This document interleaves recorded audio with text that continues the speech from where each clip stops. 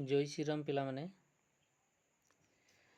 पुणी गोटे नुआ सेसन ले आपण को स्वागत।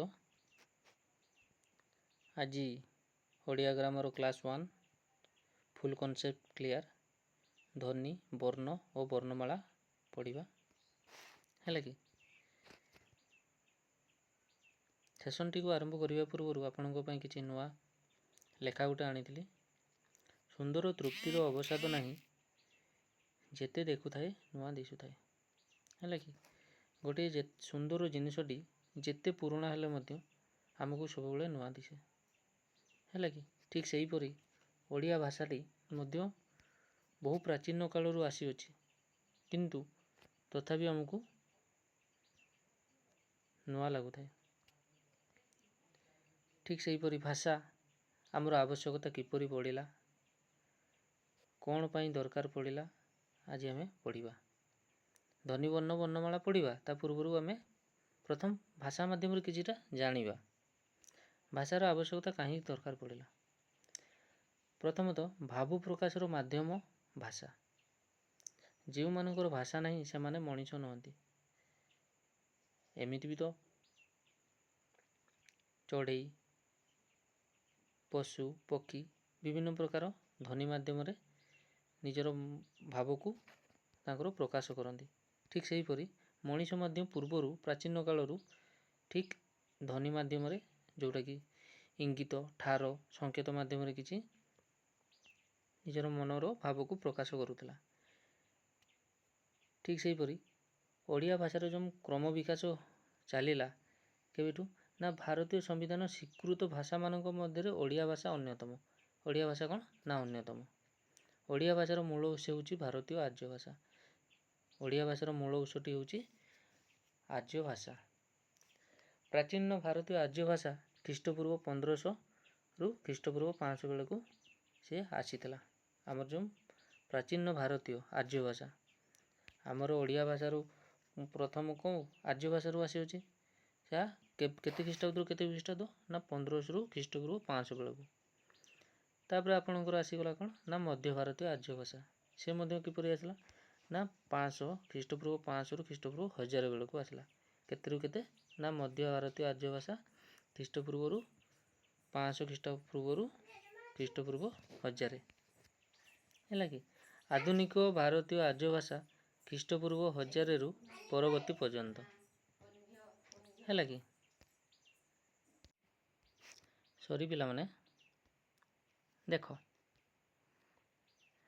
तापर आसला कौन ना आर्य भाषा पर ध्वनि ध्वनि पढ़ा ध्वनि कौन ना अतीतर मानव निजर मुख निसृत ध्वनि साहाय्य भाव प्रकाश कर आसुची है कि अतीत रु मानव है कि जो अतीत जो मानव मनीष मैंने थिले से माने कौ माध्यम थिले ना निजर मुख निसृत रु मुखर जेकोसी गोटे स्थान रु अन्य स्थान को जीवाई किंबा निजर शत्रु मानकर कौन विपद से माने सब ध्वनि माध्यम लोक मान कौन निज निज निज लोक मान कौन करते ना सतर्क कर दौले। तापर कौन है ना भाषा मध्य भाव प्रकाशर माध्यम आसीगला तापर कौन है ना से ध्वनि रु भाषा है कि भाषार धीरे धीरे धीरे धीरे उत्पत्ति है।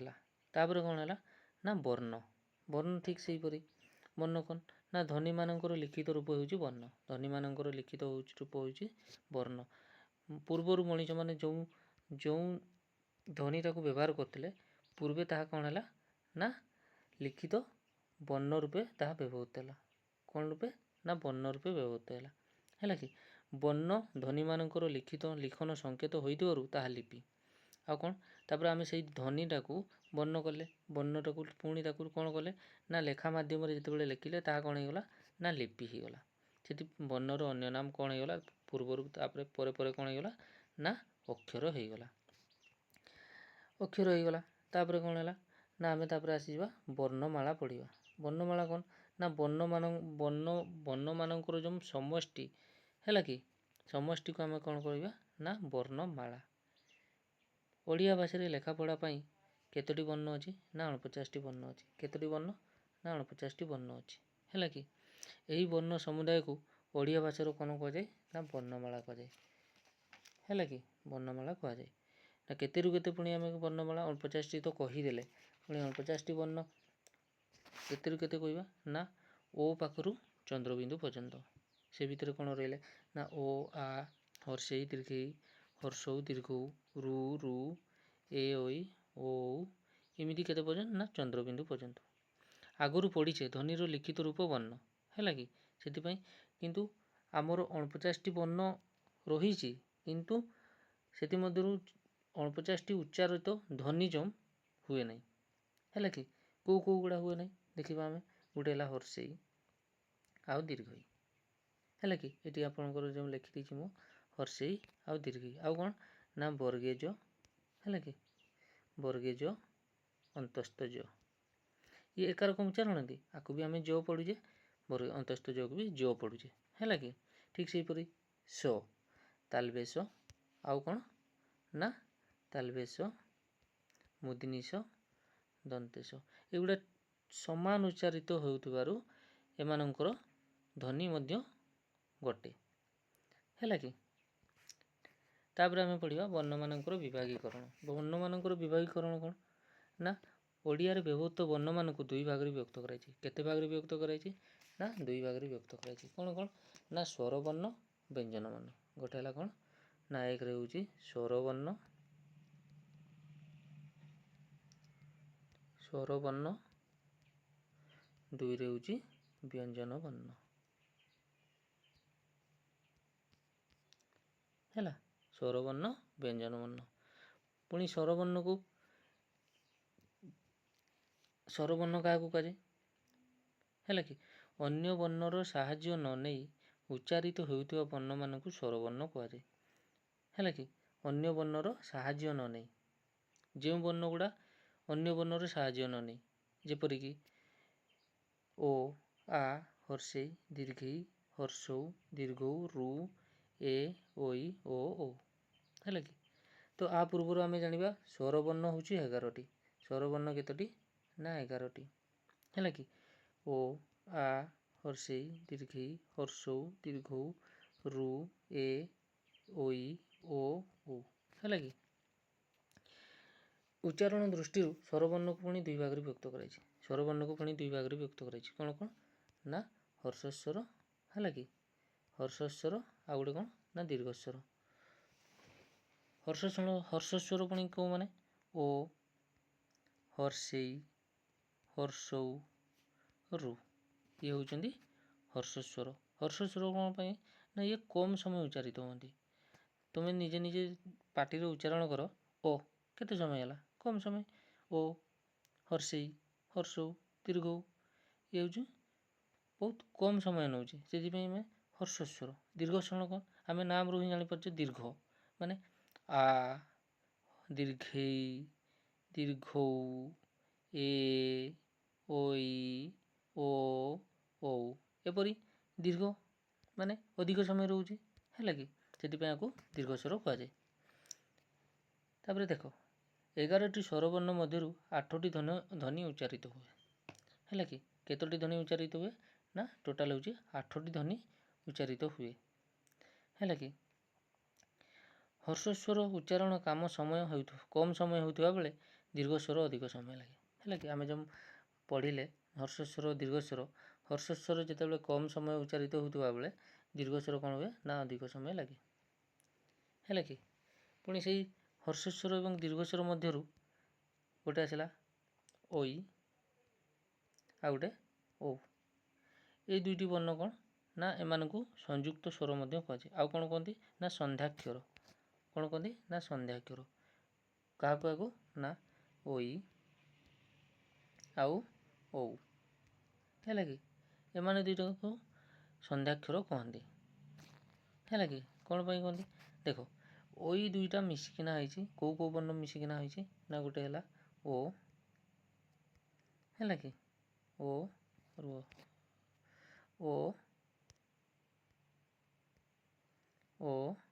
ଯୁକ୍ତ ହର୍ଷେଇ, ଓ ଯୁକ୍ତ ହର୍ଷେଇ ସମାନ ଓଇ ହେଇଛି ହେଲା କି। ଏ ସଂଯୁକ୍ତ, ସେଥିପାଇଁ ଏମାନଙ୍କୁ କ'ଣ କୁହାଯାଏ ସଂଯୁକ୍ତ ସ୍ୱର କୁହାଯାଏ। ଦୁଇଟି ସ୍ୱରବର୍ଣ୍ଣ ମିଶିକିନା ଯେଉଁ ବର୍ଣ୍ଣଟି ସୃଷ୍ଟି ହେଉଛି ତାକୁ ଆମେ ସଂଯୁକ୍ତ ସ୍ୱର ବର୍ଣ୍ଣ ବା ସନ୍ଧ୍ୟାକ୍ଷର ମଧ୍ୟ କୁହାଯାଏ। ଆଉ ଗୋଟେ କିଏ ନା ଓ ଯୁକ୍ତ ହର୍ଷ ଓ ବି ଗୋଟେ ସ୍ୱରବର୍ଣ୍ଣ। ଆଉ ଗୋଟେ କ'ଣ ନା ହର୍ଷ ବି ଗୋଟେ ସ୍ୱରବର୍ଣ୍ଣ ହେଲା କି, ସେ ମିଶିକିନା କ'ଣ ସୃଷ୍ଟି ହେଇଛି ନା ଓ ହେଲା କି, ଦୁଇଟି ସ୍ୱରବର୍ଣ୍ଣ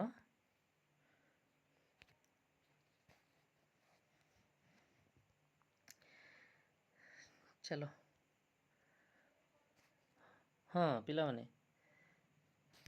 ସେସନଟିକୁ ଦେଖୁଛନ୍ତି କିନ୍ତୁ ଲାଇକ୍ କରିବାକୁ ଭୁଲିବା ନାହିଁ। ଲାଇକ୍ ସେୟାର ହେଲା କି, ଲାଇକ୍ ସେୟାର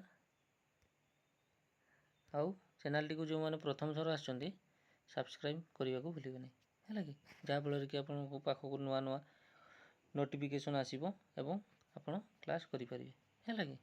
ଦେଖନ୍ତୁ ତାପରେ ଆମେ ପଢ଼ିବା କ'ଣ ନା ବ୍ୟଞ୍ଜନ ବର୍ଣ୍ଣ। ବ୍ୟଞ୍ଜନ ବର୍ଣ୍ଣ କାହାକୁ କୁହାଯାଏ ନା ଯେଉଁ ବର୍ଣ୍ଣ ଗୁଡ଼ିକ ସ୍ୱରବର୍ଣ୍ଣର ସାହାଯ୍ୟ ବିନା ଉଚ୍ଚାରିତ ହୋଇପାରନ୍ତି ନାହିଁ ହେଲା କି, ସେମାନେ କ'ଣ ନା ସ୍ୱରବର୍ଣ୍ଣକୁ ନେଇକିନା ହିଁ ସେମାନେ ଉଚ୍ଚାରିତ ହୁଅନ୍ତି ହେଲା କି, ତାକୁ ହିଁ କୁହନ୍ତି ବ୍ୟଞ୍ଜନ ବର୍ଣ୍ଣ।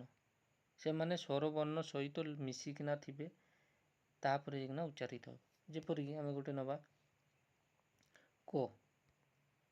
କୋଟା ଦେଖ କ'ଣ କ'ଣ କି କ ଯୁକ୍ତ ଓ ହେଲା କି, କ ଯୁକ୍ତ ଓ ହେଲା କି, ଓଟା କ'ଣ ଗୋଟେ କ'ଣ ସ୍ୱରବର୍ଣ୍ଣ କାହା ସହିତ ମିଶିଛି କ ସହିତ ମିଶିଛି, ତ ସିଏ ସ୍ୱରବର୍ଣ୍ଣ ସହିତ ଉଚ୍ଚାରିତ ସ୍ୱରବର୍ଣ୍ଣ ବିନା ଉଚ୍ଚାରିତ ହୋଇପାରନ୍ତି ନାହିଁ, ସେମାନଙ୍କୁ ବ୍ୟଞ୍ଜନ ବର୍ଣ୍ଣ କୁହାଯାଏ। ପୁଣି ବ୍ୟଞ୍ଜନ ବର୍ଣ୍ଣମାନଙ୍କର ସଂଖ୍ୟା କେତେ ନା 38ଟି ବ୍ୟଞ୍ଜନ ବର୍ଣ୍ଣମାନଙ୍କର ସଂକେତ ହେଉଛି 38। କେତେରୁ କେତେ ନା ତୁମର ଆସିଗଲା କ ଠାରୁ ଚନ୍ଦ୍ରବିନ୍ଦୁ ପର୍ଯ୍ୟନ୍ତ। କେତେଠାରୁ ନା କ ଠାରୁ ଚନ୍ଦ୍ରବିନ୍ଦୁ ପର୍ଯ୍ୟନ୍ତ ହେଲା କି। ଦେଖିବା ଆଉ କିପରି, ଆମେ ତ ବ୍ୟଞ୍ଜନ ବର୍ଣ୍ଣ କହିଦେଲେ କିନ୍ତୁ ଆମେ ଜାଣିବା ଦରକାର ନା ସ୍ୱର ବିନା ଉଚ୍ଚାରିତ ହୋଇପାରନ୍ତି କାହାର ବର୍ଣ୍ଣର ସାହାଯ୍ୟ ବିନା ଉଚ୍ଚାରିତ ହୋଇପାରନ୍ତିନି।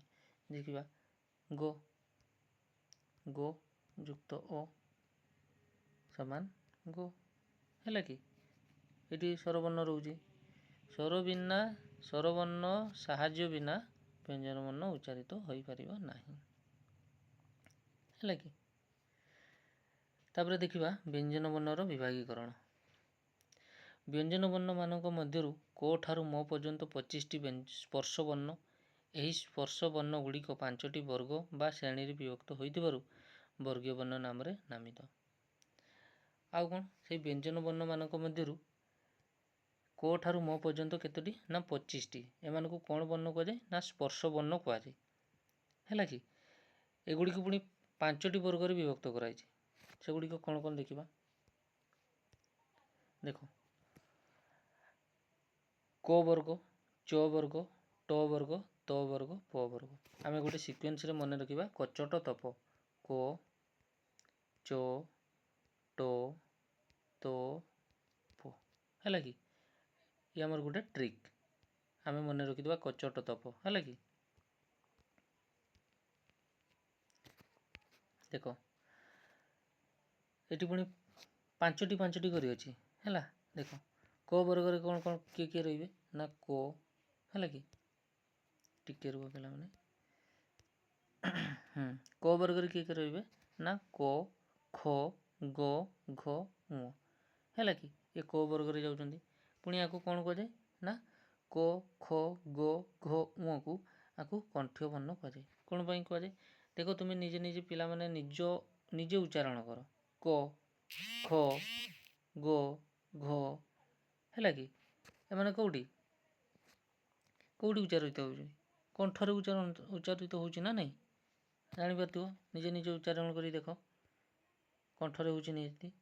ତାପରେ ଆସିଲା ଦେଖ ଚ ବର୍ଣ୍ଣ, ଚ ବର୍ଗରେ କିଏ କିଏ ରହିଲେ ଚ ଛ ବର୍ଗେ ଜ ଝ ନ୍ୟ, ଏମାନଙ୍କୁ କ'ଣ କୁହାଯାଏ ନା ତାଲବ୍ୟ ବର୍ଣ୍ଣ କୁହାଯାଏ ହେଲା କି। ତାଲବ୍ୟ ବର୍ଣ୍ଣ କ'ଣ କୁହାଯାଏ ନା ଏମାନେ ଦେଖ, ଆମେ ଯେ ଜିନିଷଟା ଜୀବ ଯାଇକିନା କେଉଁଠି ଲାଗିଛୁ ନା ତାଳୁରେ ଲାଗୁଛୁ ହେଲା କି।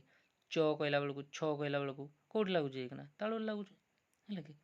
ତାପରେ ଦେଖିବା ଟ ବର୍ଗ। ଟ ବର୍ଗରେ କିଏ ରହିଲେ ନା ଟ ଠ ଡ ଢ ମୂର୍ଧନ ହେଲା କି। ତ ଏମାନଙ୍କୁ କେଉଁ ବର୍ଣ୍ଣ କୁହାଯାଏ ନା ମୂର୍ଧନ୍ୟ ବର୍ଣ୍ଣ କୁହାଯାଏ ହେଲା କି। ତାପରେ ଆସିଗଲା ଆମର 4 ନମ୍ବରରେ ତ ବର୍ଗ। ତ ବର୍ଗ କ'ଣ ନା ତ ଥ ଦ ଧ ଦନ୍ତ୍ୟନ ହେଲା କି। ଏମାନଙ୍କୁ କ'ଣ ବର୍ଣ୍ଣ କୁହାଯାଏ ଦନ୍ତ୍ୟ ବର୍ଣ୍ଣ। ଏମାନେ ଦେଖ ତୁମେ ଉଚ୍ଚାରଣ କଲାବେଳେ ଆମର ଯେମିତି ଦାନ୍ତ ପାଖରେ ଯାଇକିନା ଆମର ଜୀବଟା ଲାଗୁଛି ତ ଥ, ସେଥିପାଇଁ ଏମାନଙ୍କୁ ଦନ୍ତ୍ୟ ବର୍ଣ୍ଣ କୁହାଯାଏ। ପ ବର୍ଗ କ'ଣ ନା ପ ବର୍ଗରେ କେଉଁ ମାନେ ରହିଲେ ପ ଫ ବ ଭ ମ ହେଲା କି। ଏଗୁଡ଼ା ସବୁ କ'ଣ ଏମାନଙ୍କୁ କ'ଣ କୁହାଯାଏ ନା ଅକ୍ଷ ବର୍ଣ୍ଣ କୁହାଯାଏ। ଅକ୍ଷ ବର୍ଣ୍ଣ କୁହାଯାଏ। ଦେଖ ଆମେ ଯେକୌଣସି ଉଚ୍ଚାରିତ କଲା ବେଳକୁ କେଉଁଠି ଉଚ୍ଚାରିତ ହେଉଛୁ ପ ଫ ଦୁଇଟା ଓଠ ଲାଗୁଛି ନା ନାହିଁ ପରସ୍ପର ଲାଗୁଛି ଉପର ତଳ। ତ ସେଥିପାଇଁ ଏମାନଙ୍କୁ କ'ଣ କୁହାଯାଏ ନା ଅଷ୍ଟ୍ୟ ବର୍ଣ୍ଣ କୁହାଯାଏ ହେଲା କି। ତାହେଲେ ଆମର ଟୋଟାଲ୍ କେତୋଟି ବ୍ୟଞ୍ଜନ ବର୍ଣ୍ଣ ଆମର ସ୍ପର୍ଶ ବର୍ଣ୍ଣ ରହିଲେ ନା ଟୋଟାଲ୍ ରହିଲା 25ଟି ହେଲା କି। ଟୋଟାଲ୍ ରହିଲେ 25ଟି। ଆକୁ ଆଉ କ'ଣ କୁହାଯାଏ ନା ସ୍ପର୍ଶ ବର୍ଣ୍ଣ ମଧ୍ୟ କୁହାଯାଏ ହେଲା କି। ଆମେ ତାକୁ କେମିତି ମନେ ରଖିବା ନା କଚଟ ତପ ଗୋଟେ ସିକ୍ୱେନ୍ସରେ ମନେ ରଖିବା ହେଲା କି। କଚଟ ତପ ବୁଝିପାରିଲ। ତାପରେ କ ଖ ଗ ଘ ମ କଣ୍ଠ୍ୟ ବର୍ଣ୍ଣ, ଚ ଛ ଜ ଝ ନ୍ୟ ତାଲବ୍ୟ ବର୍ଣ୍ଣ, ଟ ଠ ଡ ଢ ମୂର୍ଧନ୍ୟ ବର୍ଣ୍ଣ, ତ ଥ ଦ ଧ ଦନ୍ତ୍ୟନ ଦନ୍ତ୍ୟ ବର୍ଣ୍ଣ, ପ ଫ ବ ଭ ମ ଅଷ୍ଟ୍ୟ ବର୍ଣ୍ଣ ହେଲା କି। ଅବର୍ଗୀୟ ବ୍ୟଞ୍ଜନର ତାପରେ ବିଭାଗୀକରଣ ଦେଖିବା। ଅବର୍ଗୀୟ ବ୍ୟଞ୍ଜନର ହେଲା କି। ଅବର୍ଗୀୟ ବ୍ୟଞ୍ଜନମାନଙ୍କର ବର୍ଗ ନାହିଁ, ଅର୍ଥାତ୍ ସେଗୁଡ଼ିକର ଉଚ୍ଚାରଣ ସ୍ଥାନ ଭିନ୍ନ ଭିନ୍ନ ଅଟେ। ଆମର ଯେଉଁ ଅବର୍ଗୀୟ ବ୍ୟଞ୍ଜନ ରହିଲେ କେତୋଟି ରହିଲେ ଆମର ଏଇଠି ଟୋଟାଲ୍ କେତୋଟି 25ଟି ରହିଥିଲେ। ବର୍ଗୀୟ ବ୍ୟଞ୍ଜନ ବର୍ଣ୍ଣ କେତୋଟି ଥିଲେ 25ଟି। ଆଉ ଯେଉଁ ଅବର୍ଗୀୟ ବ୍ୟଞ୍ଜନ ପୁଣି ଯେଉଁ ତାଙ୍କର ବର୍ଗ ନାହିଁ, ଏଗୁଡ଼ିକ କ'ଣ ନା ଉଚ୍ଚାରଣ ସ୍ଥାନ ଭିନ୍ନ ଭିନ୍ନ ହୋଇଥାଏ। ଦେଖିବା କ'ଣ କ'ଣ ଗୋଟେ ଅନ୍ତସ୍ଥ ଜ ୟ ର ଳ ଲ ଉ ହେଲା କି। ଏମାନେ କ'ଣ ଏମାନଙ୍କୁ ଅନ୍ତସ୍ଥ ବର୍ଣ୍ଣ କୁହାଯାଏ। ଅନ୍ତସ୍ଥ ଜ ଏଗୁଡ଼ା ସବୁ କ'ଣ ନା ଅନ୍ତର ଭିତରେ ଯେମିତି ଆମେ ଉଚ୍ଚାରଣ କରୁଛେ ଅନ୍ତସ୍ଥ ଜ ୟ ର ଳ ଲ ଉ ହେଲା କି। ଯେମିତି ଆଉ କ'ଣ ରହିଲେ ନା ତାଲବେଶ ମୁଦିନିଶ ଦନ୍ତେଶ ହ, ଇଏ କ'ଣ ନା ଉଷ୍ମ ବର୍ଣ୍ଣ। ଦେଖ ଉଷ୍ମ ବର୍ଣ୍ଣ କ'ଣ ପାଇଁ ଉଷ୍ମ ହେଉଛି ଗରମ ହେଲା କି। ଉଷ୍ମ ହେଉଛି କ'ଣ ନା ଗରମ।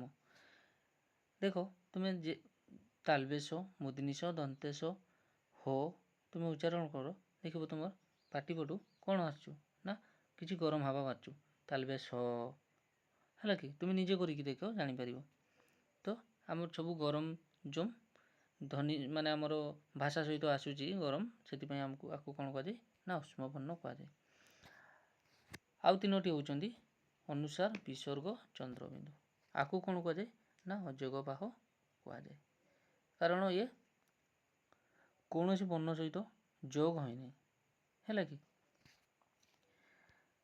ତ ପିଲାମାନେ ଆମେ ଆଜି ପଢ଼ିଲେ ଧ୍ୱନି ବର୍ଣ୍ଣ ବର୍ଣ୍ଣମାଳାର କିଛି ପଢ଼ିଲେ। ଆଉ ଏଇ ପାର୍ଟରେ ପ୍ରଥମ ପାର୍ଟରେ ପଢ଼ିଲେ ଏବଂ ନେକ୍ସଟ ପାର୍ଟ ଆଉ ଗୋଟେ ଆପଣଙ୍କ ସହିତ ଆସିବି ଆଉ ଗୋଟେ ସେସନ୍ ନେଇକିନା ହେଲା କି, ଯେଉଁଟାକି ଭଲ କଣ୍ଟେଣ୍ଟ ହେଲା କି ନେଇକି, ଯେଉଁଟାକି ଆପଣମାନେ ବୁଝିପାରିବେ ଏବଂ ପରୀକ୍ଷା ଉପଯୋଗୀ ପଢ଼ିବା ଭଳି ଆପଣଙ୍କୁ ବୁଝେଇବି ଆଉ ଫୁଲ୍ ମୂଳରୁ ପଢ଼େଇବି ବୁଝିପାରିଲ କି। ତ ଯେଉଁମାନେ ପ୍ରଥମ ଥର ଆସିଛନ୍ତି ଲାଇକ୍ ସେୟାର ହେଲା କି, ସେୟାର କରିବାକୁ ଭୁଲିବେ ନାହିଁ। ଠିକ୍ ଅଛି ପିଲାମାନେ, ଠିକ୍ ଅଛି, ଥ୍ୟାଙ୍କ ୟୁ, ଧନ୍ୟବାଦ ହେଲା କି। ଆଜି ପାଇଁ ଏତିକି।